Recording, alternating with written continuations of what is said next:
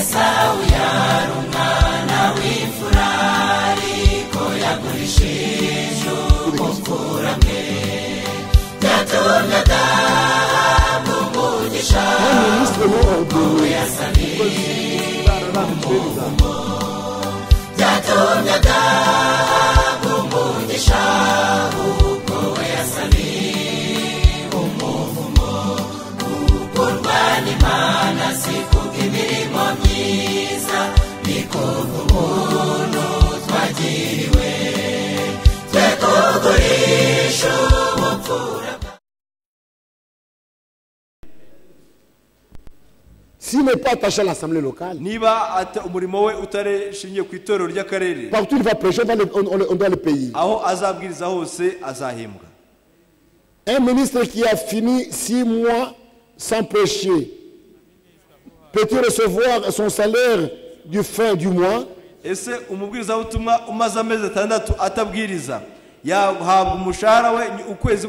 n'y a pas de problème, vous le payez. Pour un ministre avoir ce salaire du mois, et c'est la parole. Ese umubwiriza butumwa kugira ngo ahabwe umushahara wa buri kwezi ese bihwanye bigendanye n'ijambo ry'Imana. Monsieur le ministre qui travaille dans l'église, on le paye. Buri mukozi w'Imana wese ukora mu itorero arahembwa. Il y a un ministre, c'est un ancien. S'il n'est pas attaché à une assemblée locale, partout il va prêcher, on doit le payer. Quelqu'un peut-il être pasteur de 13 assemblées? Non. Quelqu'un peut être pasteur de 13 assemblées? Non, non. Quand tu as commencé une assemblée, elle grandit, tu mets les anciens. Tu vas encore là-bas, tu mets les anciens. Mets les anciens dans chaque assemblée. Et quand tu mets les anciens, tu n'es pas le supérieur général. Tu es ministre. Et s'ils sont bien, tu as fait ce travail, ils peuvent te supporter. Ils peuvent te donner quelque chose pour t'aider. C'est les moyens. Paul,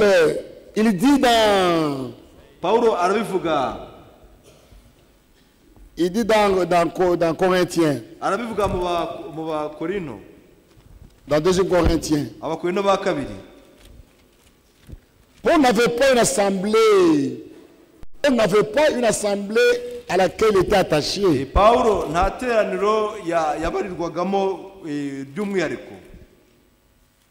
Et les églises dans lesquelles il prêchait le supportaient.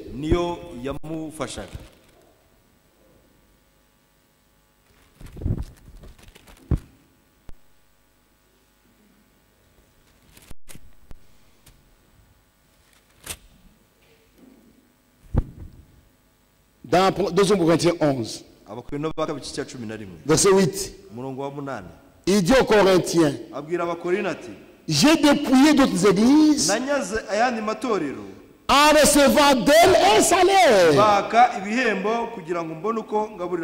pour vous servir. Et lorsque j'étais chez vous et que je me suis trouvé dans les besoins, je n'étais acheté de personne. Quand les frères venaient de Macédoine, on trouvait ce qui me manquait.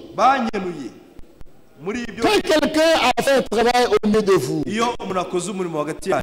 il a, Dieu par son ministère, il a fondé beaucoup d'assemblées. Et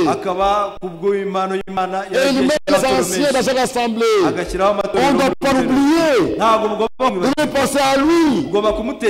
L'aider avec quelque chose pour survivre. Et toutes ces églises où Paul avait travaillé, il envoie quelque chose, il a gagné un salaire. C'est comme ça. Peu peut-on raconter avec un frère livré à Satan entre les mains? Je ne comprends pas la question.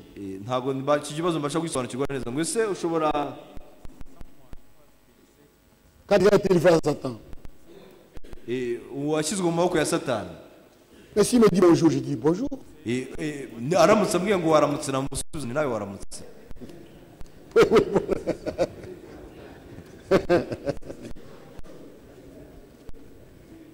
Ça va. Est-ce qu'un pasteur a le droit de refuser? Est-ce qu'un pasteur a le droit de refuser que les administrateurs ne donnent pas l'argent des dîmes aux ministres pour voyager et pour prêcher l'évangile?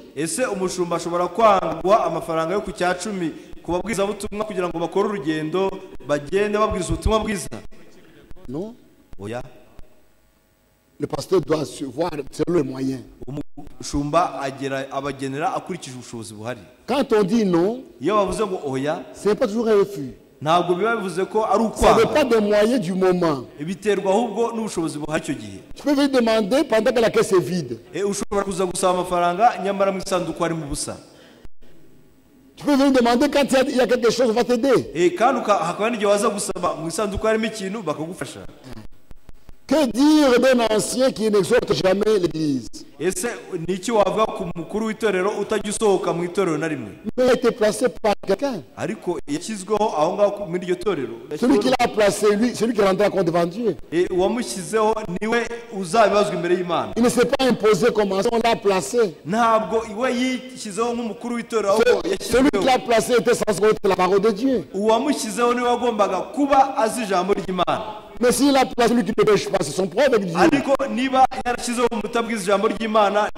Laissez-le tranquillement parce qu'il a été placé.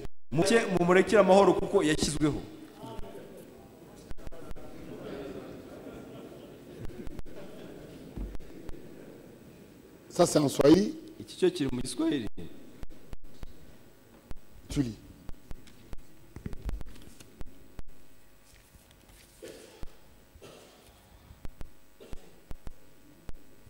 On va lire ça après. Pour donner à quelqu'un qui puisse l'écrire, tu écris ça bien. Dans une église, le pasteur comprend les choses différemment de son associé.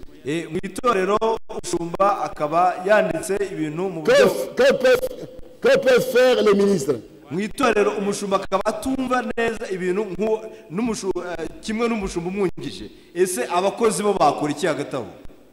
C'est déjà faux. Qui les a placés comme ça? Ceux qui les a placés qui a la faute. On place les gens qui ont une foi.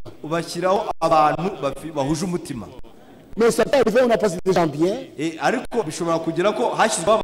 un temps, un change. Priez. Priez. Dans l'église, si un ministre ou un pasteur ne comprend pas les choses convenablement et n'écoute pas les orations, que peuvent faire les autres pour l'aider? Priez pour lui. Dieu va l'aider. La révélation vient de Dieu. Il ne faut jamais forcer. C'est en voulant forcer les choses que les églises se divisent. Vous vous divisez et lui reste comprendre. Vous vous divisez, lui reste comprendre. Vous êtes déjà parti et vous n'avez pas rentré.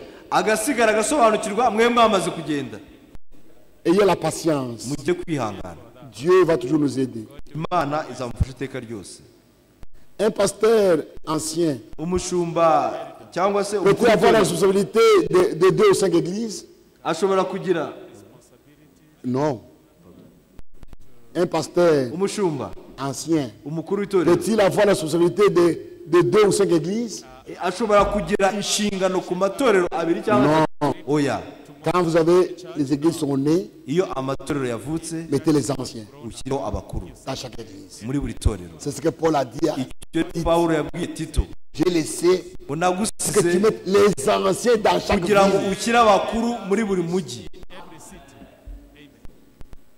Après combien de jours faut-il ordonner un ministre?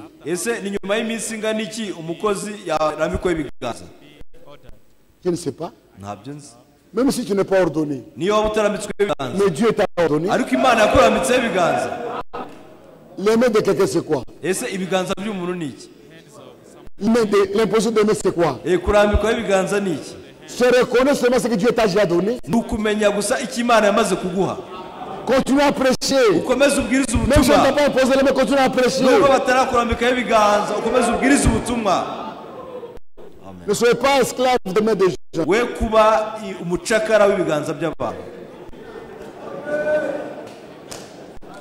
Après combien de jours faut-il mettre l'ordre dans l'église?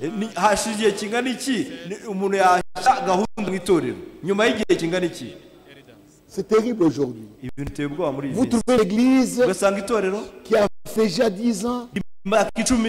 Il n'y a pas d'anciens, il n'y a pas de diacres. Quand on pose la question, ils n'ont pas grandi. Mais toi, tu dois grandir. C'est toi, donc tu n'as pas travaillé.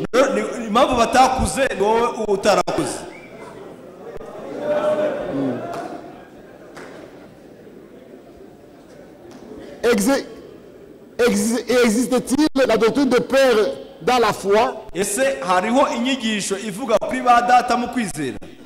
Non, il n'y a pas de père dans la foi. Notre père c'est Dieu. C'est tout. On peut respecter quelqu'un parce qu'il s'appelle la parole de Dieu, mais ce n'est pas un titre. Ce n'est pas un titre. Il y a des gens qui pensent ça comme un titre différent. Je suis le père dans la foi. Même s'il est dans la fausse doctrine, je suis le père dans la foi. Parce qu'il m'avait prêché. Tu m'as prêché. Mais celui qui m'a sauvé, c'est Dieu. Ce n'est pas vous. Abandonne ces choses-là de père dans la foi. En cas de problème chaotique dans l'église locale, un pasteur voisin peut-il prendre sa responsabilité et destituer les offices? Jamais.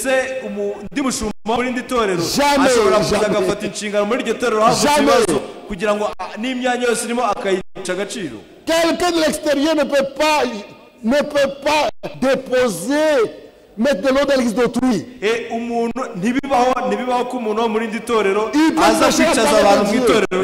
peut prêcher la parole de Dieu. Mais chaque église est indépendante de l'autre.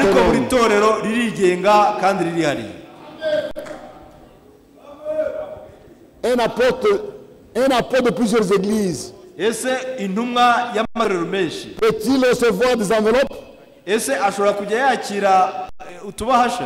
Pas comme un droit. J'ai déjà répondu, on peut l'aider, le soutenir. Parce qu'il a travaillé. Paul a travaillé beaucoup. Il n'avait pas une assemblée locale à lui. Mais les églises l'aidaient. Faites la même chose.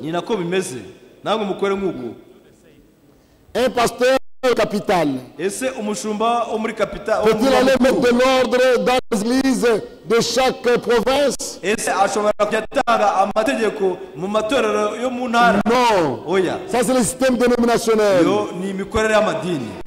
Celui qui met de l'ordre, c'est le serviteur de Dieu que Dieu a utilisé dans cet endroit-là.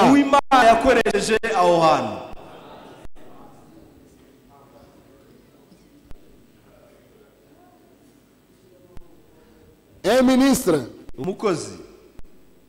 et pasteur vivant dans une église sans moyens financiers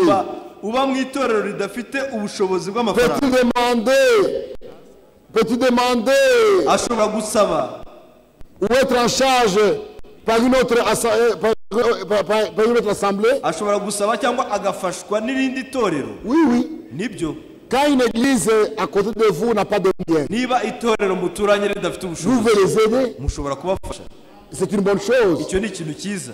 Oui. C'est pour l'œuvre de Dieu.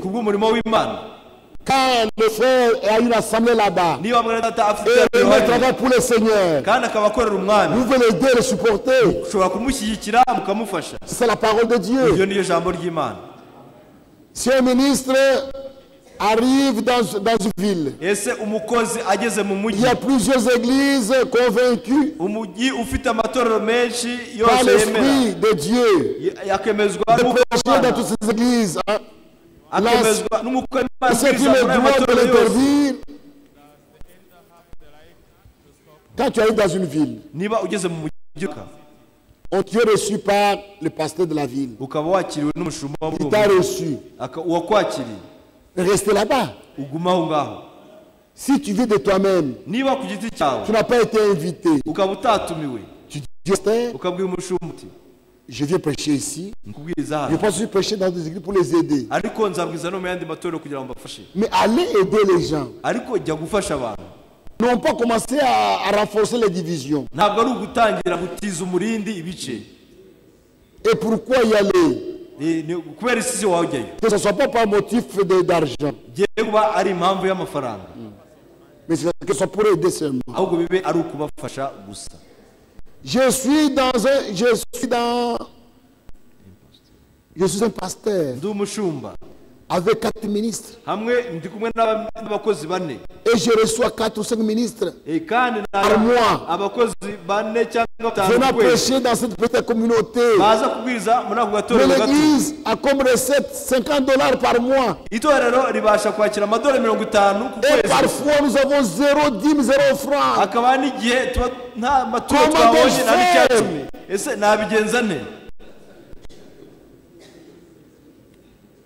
Ne faites rien. Dites aux frères, nous n'avons pas de moyens. Prêche la parole de Dieu. Nous n'avons rien à te payer. Dieu te bénira. N'allez pas emprunter l'argent pour payer le prédicateur.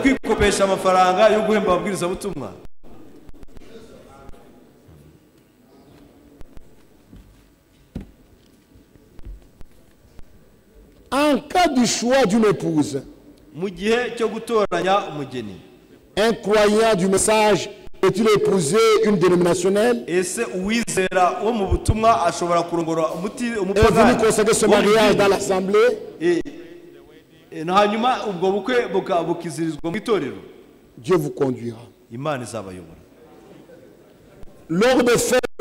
Lors des fêtes de croyants, les alcools peuvent-ils être bu?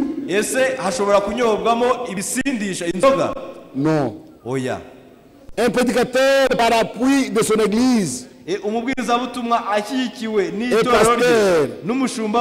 peut-il aller s'imposer dans une église loin de sa ville? Non. Quelqu'un ne peut pas quitter son assemblée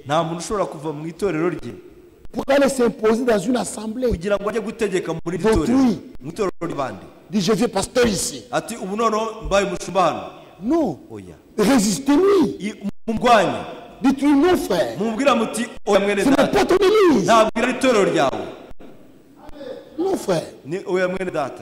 Je peux quitter, par exemple, je viens de Colosie. Je dis, je deviens pasteur à Lubumbashi. On ne doit pas faire des choses pareilles. Oh, j'avais commencé. Mais tu étais parti où? Tu l'avais laissé à qui? L'église est gérée par celui qui est sur place.